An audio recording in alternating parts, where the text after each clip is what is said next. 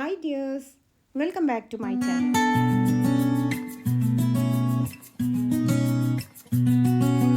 ഇന്ന് ഞാൻ വന്നിട്ടുള്ളത് എയർ ഫ്രയറിൽ നമുക്ക് വളരെ എളുപ്പത്തിൽ ഉണ്ടാക്കിയെടുക്കാം ഗാർലിക് പൗഡർ കേട്ടോ. അതിൻ്റെ റെസിപ്പി ആയിട്ടാണ്. വളരെ ഈസിയാണ് ഉണ്ടാക്കിയെടുക്കാൻ. ഇതുപോലെ നമ്മൾ ഉണ്ടാക്കി വെച്ചിട്ടുണ്ടെങ്കിൽ എത്ര കാലം വേണമെങ്കിലും പുറത്ത് തന്നെ ഫ്രിഡ്ജിലൊന്നും സൂക്ഷിക്കേണ്ട, കേടാവാതെ എത്ര കാലം വേണമെങ്കിലും ഇരുന്നോളും. അപ്പം നമുക്ക് വളരെ എളുപ്പത്തിൽ തന്നെ നമ്മളുടെ കുക്കിംഗ്, അതായത് നമ്മൾ എപ്പോഴും വെളുത്തുള്ളി ഉരിക്കാനും അത് ചെറുതായിട്ട് അരിയാനും ഒന്നും നിൽക്കണ്ട. അപ്പോൾ ഇതുപോലെ ഒന്ന് ഉണ്ടാക്കി വെച്ചാൽ കേട്ടോ. അപ്പോൾ അതിനായിട്ട് ഞാൻ ഒരു 250 ഗ്രാം വെളുത്തുള്ളി എടുത്തിട്ടുണ്ട്. നിങ്ങൾക്ക് എത്രയാണോ വേണ്ടത്, ഇനി പ്രത്യേകിച്ച് അളവൊന്നുമില്ല, എത്ര വേണമെങ്കിലും എടുക്കാം.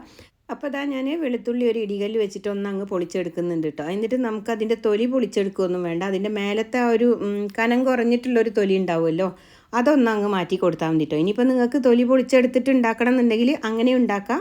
ഞാനിപ്പോൾ അത് പൊളിക്കാനൊന്നും നിൽക്കുന്നില്ല. അതിൻ്റെ നടുവിലത്തെ ആ ഒരു തണ്ടും അതുപോലെ തന്നെ മേലെ ആ ഒരു പാട പോലുള്ള തൊലിയില്ലേ, അതും മാത്രമേ ഞാൻ കളയുന്നുള്ളൂ കേട്ടോ. അപ്പോൾ എല്ലാതും നമുക്ക് അതുപോലെ ഒന്ന് പൊളിച്ചെടുക്കാം. പിന്നെ ഉണ്ടല്ലോ, നമുക്കിതിൻ്റെ തൊലി പെട്ടെന്ന് തന്നെ പൊളിച്ചെടുക്കാനും ബുദ്ധിമുട്ടൊന്നുമില്ല കേട്ടോ. കാരണം എന്താണെന്ന് വെച്ചാൽ നമുക്കിതൊന്ന് എയർ ഫ്രയറിൽ ഒരു 2 മിനിറ്റ് ഒന്ന് വെച്ച് കൊടുത്താൽ നമുക്ക് കൈകൊണ്ട് തന്നെ തൊലി പെട്ടെന്ന് എടുത്ത് മാറ്റാനായിട്ട് പറ്റും. പക്ഷേ അതിൻ്റെ ഒരു വീഡിയോ ഞാൻ മുന്നിട്ടിട്ടുണ്ടായിരുന്നു. പക്ഷേ അതിൻ്റെ ഒന്നും ആവശ്യമില്ല. ഞാൻ ഈ തൊലിയോട് കൂടിയിട്ട് തന്നെയാണ് ഇത് ഗാർലിക് പൗഡർ ഉണ്ടാക്കിയെടുക്കുന്നത് കേട്ടോ. അപ്പോൾ ഫുള്ളായിട്ട് ഞാൻ നന്നായിട്ട് എല്ലാ ഉള്ളിയുടെയും തൊലി കളഞ്ഞിട്ട് അതിൻ്റെ ആ ഉള്ളിലെ തണ്ടും കളഞ്ഞിട്ട് ഞാൻ എടുത്തിട്ടുണ്ട്. ഇതിൻ്റെ ഈ തൊലി കളയൊന്നും വേണ്ട കേട്ടോ. ഇത് ചെടികൾക്ക് നല്ലതാണ്. അത് പുഴുക്കളും കീടങ്ങളും ഒന്നും വരാതിരിക്കാൻ ഇതിൽ കുറച്ച് വെള്ളത്തിലിട്ട് വെച്ചിട്ട് അതൊന്ന് സ്പ്രേ ചെയ്ത് കൊടുത്താൽ വെള്ളയിച്ച വരുന്നതിനൊക്കെ നല്ലതാണ്. അപ്പോൾ അതുപോലെ ഒന്ന് ചെയ്ത് നോക്കൂ കേട്ടോ. നല്ലതാണ് ഇത് നമുക്ക് ചെടികൾക്കൊക്കെ സ്പ്രേ ചെയ്ത് കൊടുക്കുന്നത്. പിന്നെ അതുപോലെ കറിവേപ്പിലക്കൊക്കെ നല്ലതാണ്. അപ്പോൾ ഇത് എടുത്തിട്ടുണ്ട്. ഇനി നമുക്ക് കൈകൊണ്ട് ഒന്നും കൂടി ഒന്ന് അങ്ങ് ഇതാക്കിയിട്ടുണ്ടെങ്കിൽ, ഞരടി എടുത്തിട്ടുണ്ടെങ്കിൽ കുറച്ചും കൂടി തൊലിയൊക്കെ ഒന്ന് പോന്ന് കിട്ടും. ഇനിയിപ്പോൾ അത് ഞാൻ നന്നായിട്ട് തന്നെ കഴുകി വൃത്തിയാക്കി എടുത്തിട്ടുണ്ട് കേട്ടോ. എന്നിട്ട് ഞാനൊരു അരിപ്പ പാത്രത്തിലേക്ക് വെച്ച് കൊടുത്തിട്ടുണ്ട്.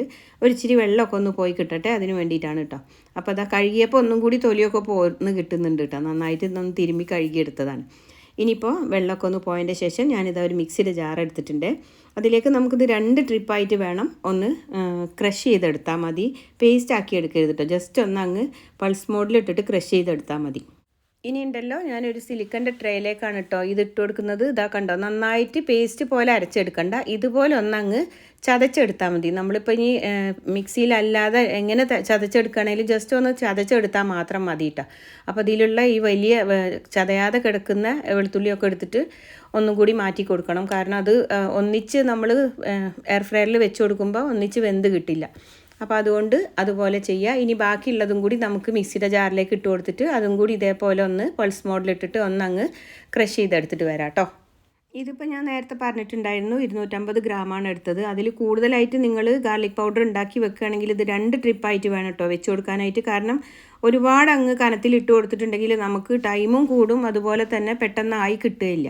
ഇതന്നെ ഇപ്പോൾ കുറച്ച് കൂടുതലാണ്. അപ്പോൾ ഞാൻ ഇടയ്ക്കിടയ്ക്ക് ഇളക്കി കൊടുത്തിട്ടാണ് ഇത് കുക്ക് ചെയ്ത് എടുക്കുന്നത് കേട്ടോ.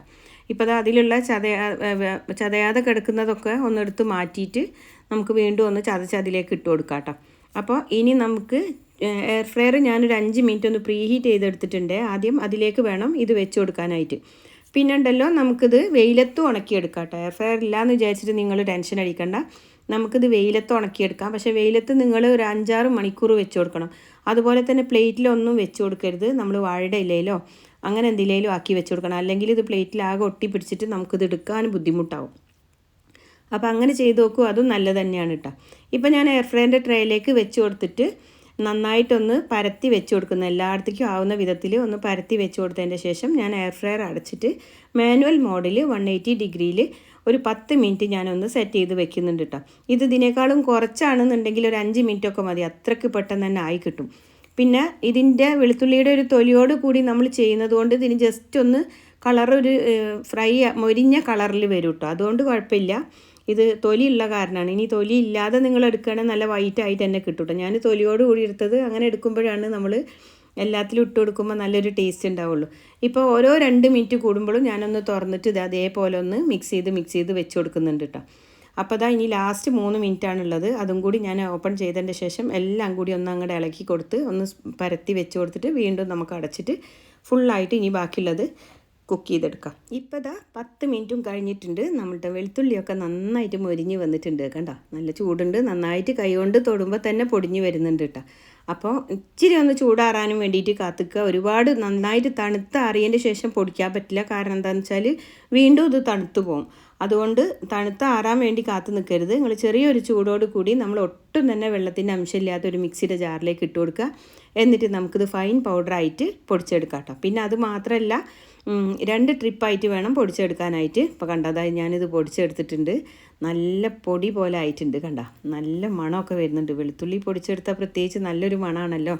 അപ്പം നമുക്കിത് ഇങ്ങനെ നമ്മൾ ഉണ്ടാക്കി വെക്കുകയാണെങ്കിൽ നല്ല സുഖമാണ്. മീനും ചിക്കനും ഒക്കെ മസാല പുരട്ടിയെടുക്കുമ്പോഴും അതുപോലെ തന്നെ നമ്മൾ തോരൻ വെക്കുമ്പോഴും സാമ്പാർ വെക്കുമ്പോഴും ഒക്കെ ഇതിൽ നിന്നൊരു എത്രയൊന്നും ആവശ്യത്തിനനുസരിച്ച് ചേർത്ത് കൊടുത്താൽ മതി.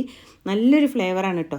ഇതുപോലെ നിങ്ങൾ ചെയ്ത് നോക്കും. നമുക്ക് ഇനിയിപ്പോൾ നോമ്പൊക്കെ അല്ലേ വരുന്നത്. അപ്പം നമ്മൾ ഗാർലിക് പേസ്റ്റ് ഒന്നും ഉണ്ടാക്കാനൊന്നും നിൽക്കണ്ട. ഇതുപോലെ വെളുത്തുള്ളി ഒന്ന് പൊടിച്ച് വെച്ചാൽ മതി. അതിൻ്റെ ഒരു ഫ്ലേവറിന് വേണ്ടിയിട്ട് എത്രയെന്ന് നമുക്ക് ആവശ്യത്തിന് ഇട്ട് കൊടുത്താൽ മതി കേട്ടോ. അത്രക്കും നല്ലതാണ്. അതുപോലെ തന്നെ നമുക്ക് ഈസിയാണ് ഇതുപോലെ ഉണ്ടാക്കി വെച്ചാൽ.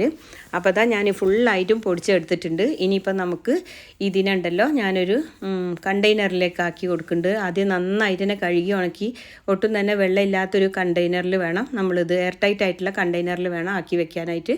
ഇത് ഫ്രിഡ്ജിലൊന്നും വെക്കേണ്ട ആവശ്യമില്ല. നമുക്കിത് പുറത്ത് തന്നെ വെക്കുക. എത്ര കാലം വേണമെങ്കിലും ഇത് കേടാവുമൊന്നുമില്ല. അപ്പം ധൈര്യമായിട്ട് നമുക്ക് പുറത്ത് വെച്ചാൽ ഒരു പ്രശ്നമില്ല. അപ്പം നമുക്ക് ധൈര്യമായിട്ട് യൂസ് ചെയ്യാം. പിന്നെ ഇതുപോലെ ഉണ്ടാക്കി വെച്ചാൽ വെളുത്തുള്ളി തൊലിച്ച് എടുക്കുക എന്നുള്ളത് ഏറ്റവും വലിയൊരു ടാസ്ക്കാണ് കുക്ക് ചെയ്യുന്ന സമയത്ത്. അപ്പോൾ ഇതുപോലെ ഇനി ട്രൈ ചെയ്ത് നോക്കിക്കോളൂ കേട്ടോ.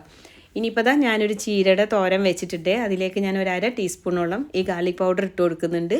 അപ്പോൾ നല്ലൊരു മണമൊക്കെയാണ്. നമ്മൾ അത് കുക്ക് ചെയ്ത് ആയതിൻ്റെ ശേഷം, അതായത് നമ്മളുടെ തോരനൊക്കെ വെന്തതിൻ്റെ ശേഷം അതിൻ്റെ മേലൊന്ന് ഇട്ട് കൊടുത്താൽ മതി കേട്ടോ.